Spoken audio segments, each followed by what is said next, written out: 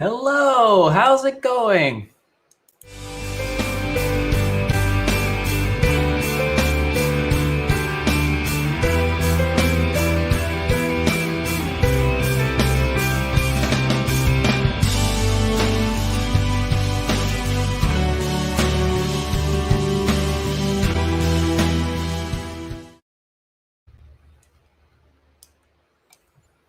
Hello, and welcome to another Vegan Primary Care live session.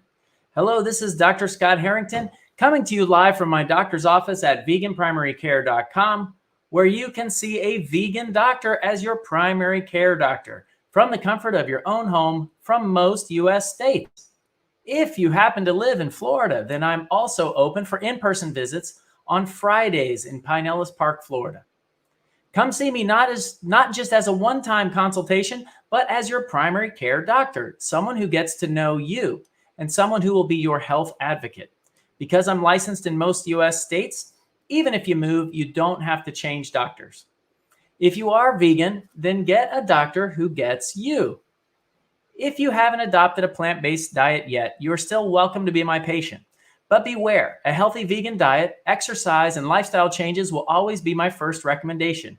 My goal is to help you take control of your health, and through the power of a healthy lifestyle, we will work to heal your chronic conditions with the ultimate goal of helping you come off your chronic medications. For my patients who cut out animal products altogether, you will not only be helping yourself feel better, but you will also be doing your part to stop animal suffering and to decrease your impact on the environment. Remember that this content is for educational and entertainment purposes only. This video is not intended to take place of your own doctor's advice. Okay, we are streaming to multiple platforms and ready to take your questions. All right, if you're here, you're just joining us, go ahead and smash the likes or, give us a thumbs up, whatever you think. In other announcements, I'm now double board certified in family medicine and lifestyle medicine. So I'm very happy about that. If you want to see a lifestyle medicine trained doctor, you can come see Dr. Harrington at Vegan Primary Care. Okay, send in the comments. We've got folks coming in from Facebook and YouTube. All right. We've got Purity and Plants. Okay, this is a tough one. Good morning, Dr. Harrington. What's your favorite vegan meal?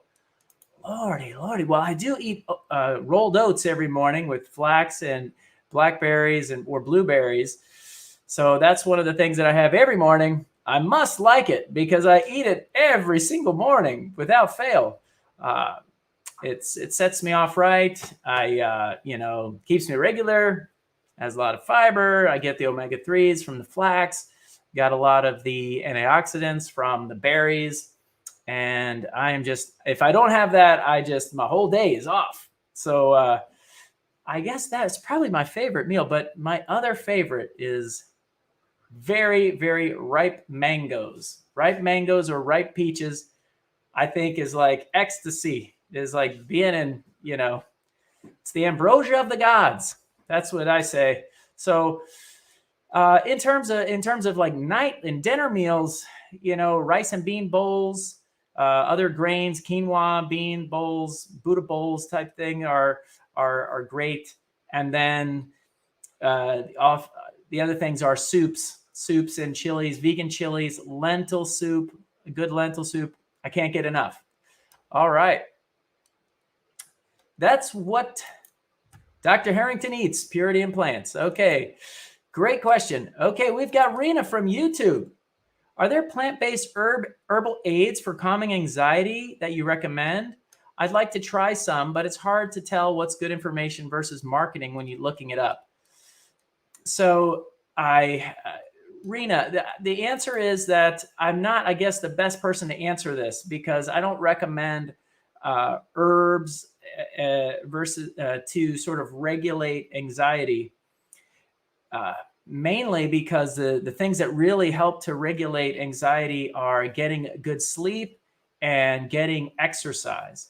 So there's a certain amount of I'm going to call like psychological, psychosomatic type of energy that your body wants to release or is expecting to release throughout the day. And we get into our modern life where we're not very physical, and the sort of the mental stressors mount. They start getting more and more, and there's always more to do. And so for people who are complaining or worried about feeling anxious and worried about the future and all these problems, is getting very active. Because when we are active, we forget about the past and we're not worried about future things. All we're worried about is the present. We're it's almost like physical meditation in a way. It's liquid Prozac in a way. Forgive me, guys. I think I have something in my eye. I don't know. My eye went blurry for a second. Okay. So, I mean, you hear different things about CBD oil and various products, and there's various things for depression that they've recommended in the past. You can try these. You can try different herbal remedies or CBD oil to see if it offers you any benefit, but you're not going to really kind of vanquish your anxieties without including a significant amount of exercise. It could, I mean, I'm saying significant, but it could simply be walking out in the, taking a walk, walking your dog, getting out in nature. It's what I call vitamin N. Vitamin N. That, almost no matter how many herbs and things that you take, it won't really do the trick as far as I know. And so I hope that helps, Rena. I would change the focus from an herb to those things, making sure you're maximizing those issues. Okay. All right. Colleen Deneen Evans says, what is lifestyle medicine? Okay. Lifestyle medicine is a fellowship that you can get, a board certification that you can get on top of a regular, another board certification. Like I'm family medicine. You could be a surgeon or you could be a GYN. And what it does is it goes over the 6 lifestyle medicine principles that help you live a long and healthy life, like eating right, like exercising, avoiding toxins, getting good sleep, maintaining good relationships, these types of things. So lifestyle medicine, it tries to put these types of focuses on the forefront, as opposed to in normal medical algorithms. It's always, they mention lifestyle, but no one actually tends to actually focus on lifestyle medicine with their patient. They go straight down to the meds because it's easier and it's quick and they've got a lot of patients in the waiting room. And so lifestyle medicine, someone who's in lifestyle medicine is usually aware of the plant-based diet and the powerful effects and the evidence-based effects of a plant-based diet, as well as the other factors. Okay. Thanks for the question, Colleen. All right. Tamara Surgery says, hi from mom. She's doing a lot better thanks to your advice. Oh my God, that's so good to hear. That is so good to hear. Thank you, Tamara, for letting me know. I really appreciate it. I wish you guys well. I hope everything's going okay. Okay. Vita Liberata. Hold on here. I'm pulling something up here. All right. Vita Liberata says, what is a healthy rate of weight loss per week? On the tracking apps, it asks for a goal rate, and I'm not sure what the aim is for. I think about 2 to 3 pounds a month is reasonable. You can get more aggressive. You can get more aggressive, but without fasting and without really being aggressive, like including exercise and almost going fully raw, you will not hit at a faster rate. So 1 to 3 pounds a month is reasonable, or like a 1 pound a week type thing. But sometimes you'll be just a little bit less than that. So that's what I recommend. When I say exercise and go almost fully raw, that's when you're in a very, very steep weight loss curve. You're sometimes as you hit a plateau, you might need to kind of switch to that, or add a little bit more exercise. What you'll find is that it is still important to include some starch and some beans if you're having problems. If you're going fully raw and you're not eating a ton of fiber, and you're getting lower fiber, or if you're like doing like juice fast and stuff like that, sometimes people will develop constipation with that. So it is sometimes you may have to add back a little bit more grains and beans, but the grains and beans have a little bit higher calorie density. So when people are trying to lose weight, I try to have them increase the fruits and vegetable portion and decrease the beans and grains portion. And so if you want to track the calories, you can use an app called Chronometer. I love this app. I think it's great. It's free. Sometimes you have to watch an ad or something, but we can put that in, and you can put in the information and you'll find out the amount of calories and how fast you're losing weight. So you had mentioned that you were doing an app. Yeah, put in the comments, which tracking app are you using, and what do you like it, and let us know. Okay, Karen Bliss says, what's the ideal window of hours to abstain from eating from the last meal to, say, the first meal the next day? Not for fasting, though, just to establish good digestion. Okay, well, everyone's a little different. Meals can play a little bit of role in your circadian rhythms. So,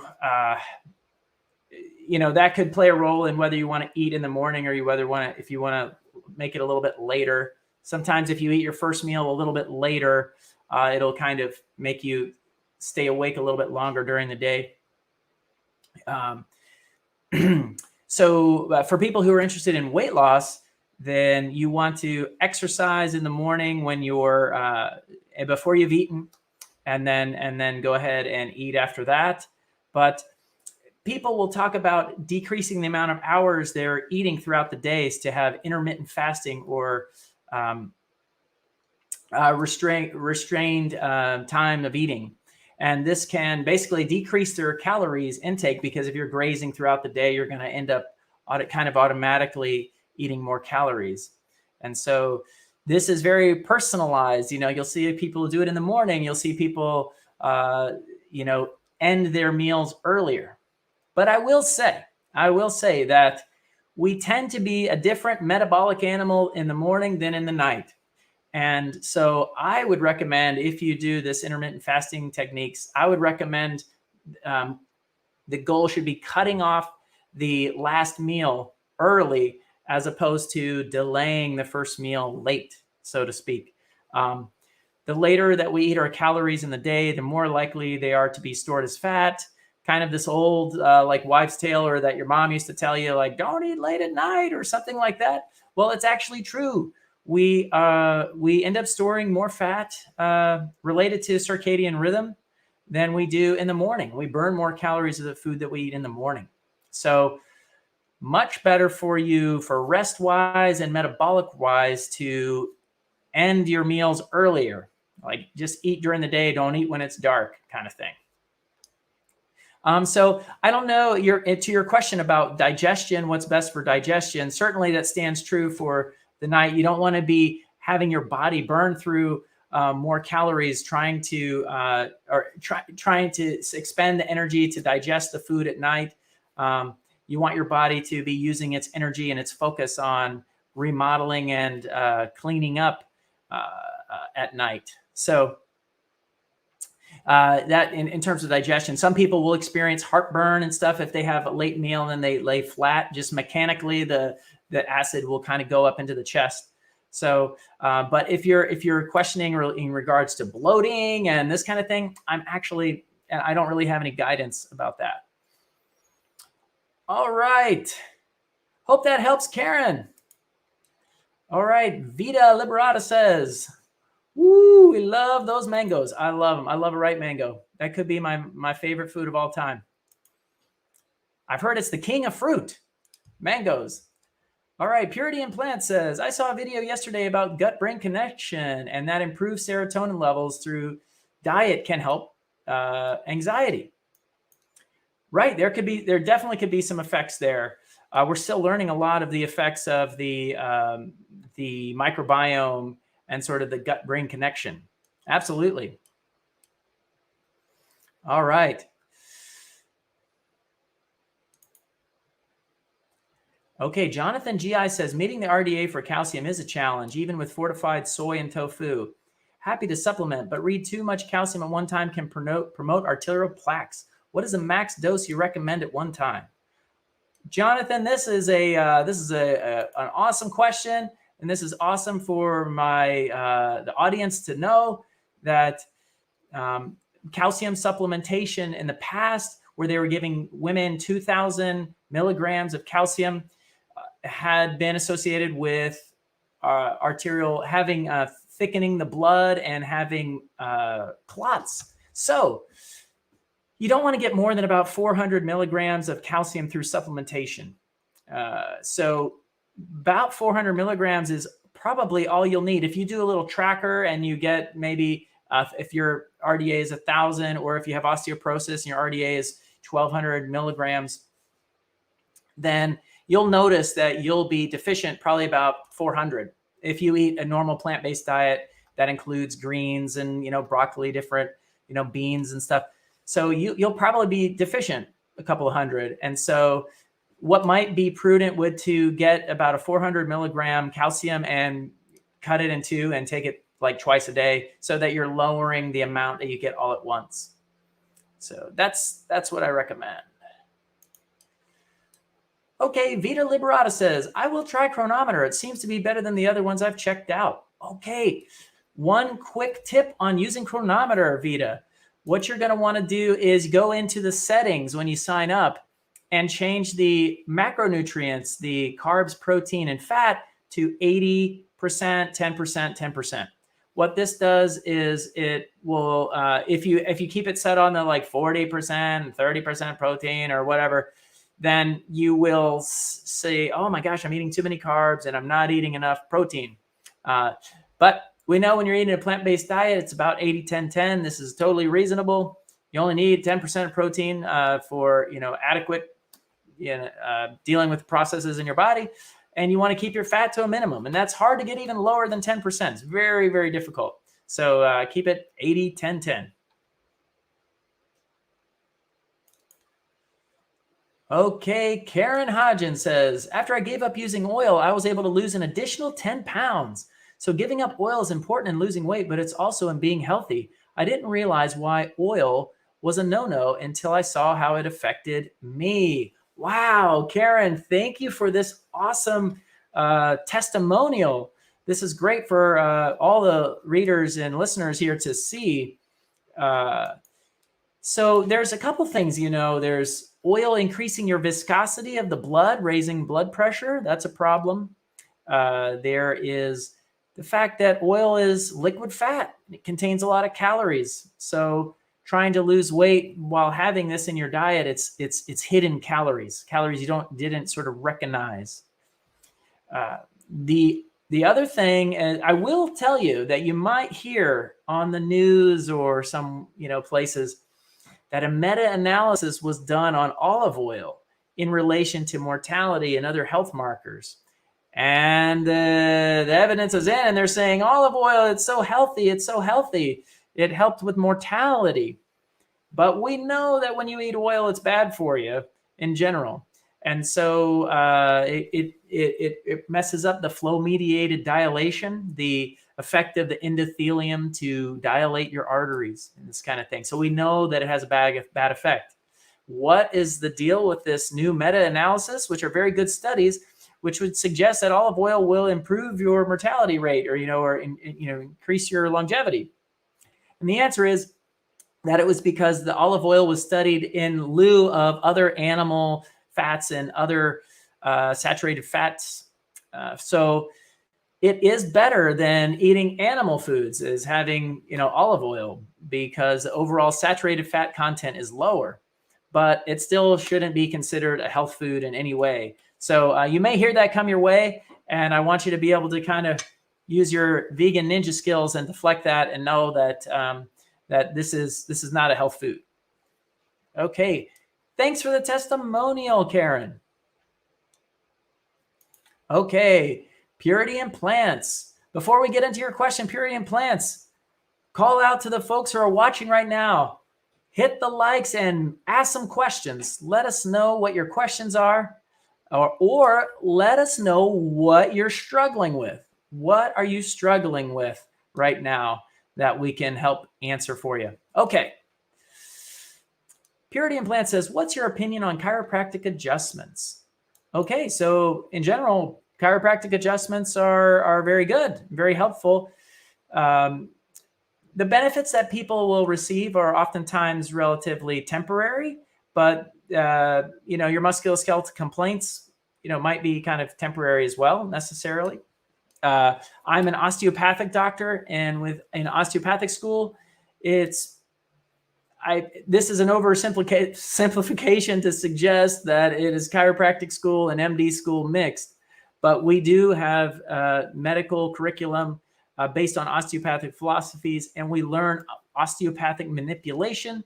It was manipulation designed by osteopaths for osteopaths. In general, if you kind of compared chiropractic and osteopathic manipulation, many of the manipulations are very similar. There's a little less focus on the sort of cracking techniques like HVLA.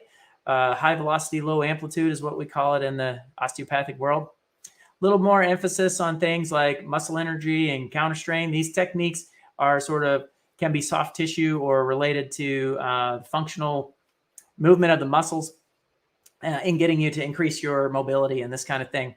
If you have if you find a doctor out there who does osteopathic manipulation, of course, I recommend this osteopathic manipulation because that's what I do. But chiropractors are doing manipulation all day long, every day, and they are experts at it. So if you find a good chiropractor, keep them. They're awesome. Okay. All right. Well, we've got a little lull in the questions. So I'm going to go ahead and give you a, here we go. Karen Hodgins says, I had OMT once after being rear-ended, and my pain went away after it was done. Highly recommended. Wow, Karen, thank you so much. Thank you. Thanks for letting us know. Okay. If you're having some pain points, if you're struggling with something, put it in the chart. If you're trying to lose weight, what seems to be the thing that is holding you back? So meanwhile, let's go ahead and talk about assertiveness. Let's talk about assertiveness.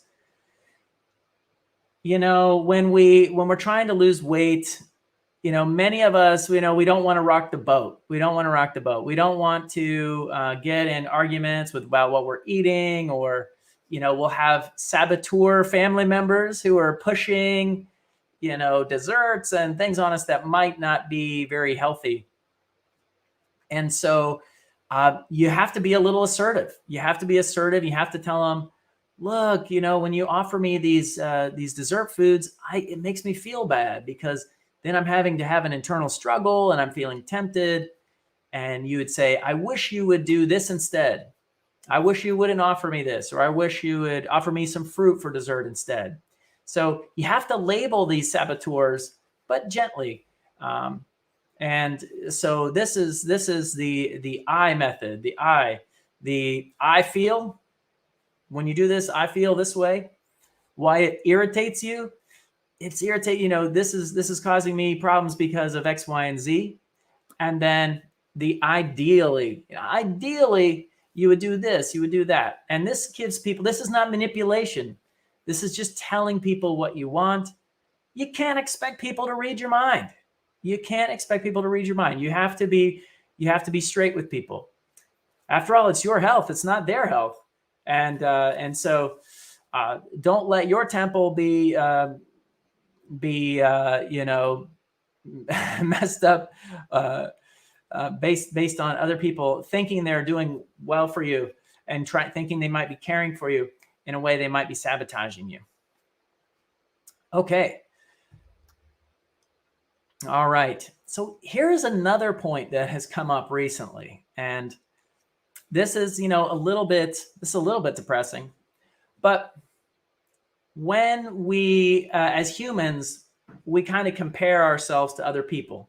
I can remember in class, going in through school, I would, kind of compare my grades to other people to kind of make sure I was doing right, doing well. If we had a math test and everybody got a C and I got a C too, then I'd feel, hey, I'm right in the middle of the pack and this is good. If my grade was bad, I got an F and everybody else got an A, then I would be, I would know what was going on was a problem. In terms of our health and in terms of the way we eat, we tend to be the average of the people around us. The way we eat tends to be affected dramatically by the people around us, by our family members and everything. And so you may feel that you're getting an A+ compared to the garbage that they're eating, but you can't compare yourself to what they're eating if they're eating garbage, is what I'm saying. If they're getting an F and you're getting a C, that's good, but you should be getting an A, is what I mean. So try not to totally compare yourself to others of your immediate families and friends and say, well, man, I'm really eating better than, these people. It's important to try to eat, ideally, the whole food plant-based diet without salt, oil, or sugar, because you can get lulled into this sense of, boy, I'm doing right. At least I'm doing better than everybody I know. But for your health, your body may have something to say about it. Your body may say, hey, you're only eating a C+ diet and you really need to be eating an A+. So if you're struggling, kind of take a look at that. All right. Okay. Thank you. All right. Kathy Tarr says that she's used it many times and it works. Yes, the OMT. All right. Okay. Let's see. What are your questions? Folks? I'm just pulling up. We're getting kind of close to the end. And so if we don't have any questions, we could end up closing it up. But we've got 12 folks on right now, 12 folks who are listening. Throw in a comment. What are you struggling with? What are you, what's been a problem in the past? And we'll go over it. If you're just joining us now, I do want to kind of go over some of the things that we have to offer at Vegan Primary Care. One of the things we have to offer is the weekly free Get to Your Goal meeting. It's a 45-minute meeting where people on the plant-based journey who are trying to lose weight, we talk about it. We have a 3-step meeting. We have the first part is the icebreaker, where we talk about some kind of topic about what's been going on lately, like what's your favorite green, or what's your favorite recipe, or who's your favorite plant-based influencer, and that gets us talking. Then I'll give a little pearl of wisdom related to weight loss, and then each person gets a chance to talk about what went right over the last week in their plant-based journey. And so this is like a little milestone, a weekly milestone that you can have to come for free through Zoom. And it's Tuesday nights at 7 p.m. Eastern. Okay. We also have a Vegan Primary Care members only Facebook group where we can share recipes and things just for the folks who are patients at Vegan Primary Care and who are on the plant-based journey. Okay, so we have got a question.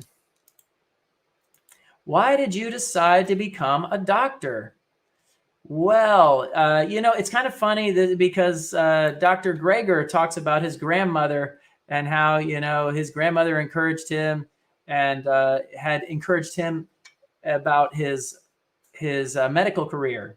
And he wanted to be a doctor like the doctors who had helped his grandmother. And my grandmother, she told me that I needed to be a doctor to take care of her when she was older. Unfortunately, she's not with us now, but my grandmother, I love her so much. And she was the one that motivated me to be a doctor. So I knew from day one, ever since I popped out, that I'm going to be a doctor. So there was no like question about other careers. There was just, that was what it was going to be. So thank you, grandmother. Thank you so much. All right. Okay. All right. Nectaria Mivridis and Dicer says, do you have any tips for people suffering from Hashimoto's disease? Okay, Hashimoto's autoimmune dysfunction that harms the thyroid, sometimes causing it to go up, your thyroid, and sometimes causing it to go down after it's kind of burned out. Well, if you have, yes, Dr. Barnard has written books about this and thyroid health, and Dr. Furman has written books about super immunity.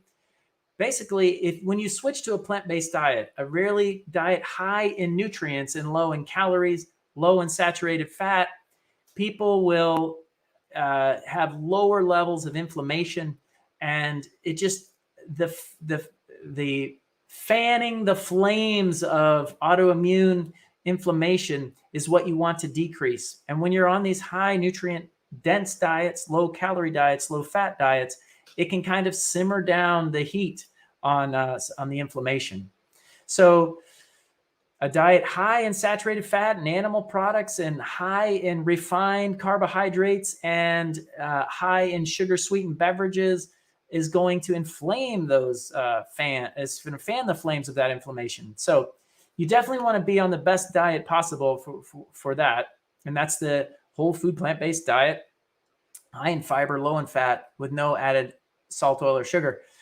So what you'll notice, though, hopefully, is that you'll have less of these high peaks where your thyroid is getting injured by these autoimmune antibodies. And then, if it eventually kind of potentially burns out the thyroid, that can happen. That can happen, and you may have to go on small doses of thyroid. But sometimes you can avoid it altogether. Sometimes, if you get on the plant-based diet, you may have a clinical cure from this, but technically you always have the antibodies present, and they can be fanned up at a later time. So it's something you have to monitor. It's something you might have to monitor. I hope that helps, Nectaria. Okay, Mayoshi Hicks says, that is awesome. Yes, thank you to my grandmother who motivated me, that it was my job, my mission in life to become a doctor. It's been a great ride, and it's just been such a pleasure, helping people and being part of others' lives. It's really given me a lot of purpose in my life, and so I just want to thank you all for being here today, and so it's really my pleasure, honestly. Okay. Let's go there. Hey, stay vegan. And I do have a quote. This probably was not initially designed for diet. It's from Martin Luther King. But I think it has can help people who are on the journey for weight loss or for, any kind of health endeavor. And it is, if you can't fly, then run. If you can't run, then walk. If you can't walk, then crawl. But whatever you do, you have to keep moving forward. And that was from Martin Luther King Jr. So hopefully that gives you a little bit of inspiration, and I will see you. We are going to be off here at Vegan Primary Care for 2 weeks. So look forward to the Facebook and YouTube ads that will say when I'm back in, but it'll be in not 2 Wednesdays, but the third Wednesday. And I will see you then. Okay. Take care.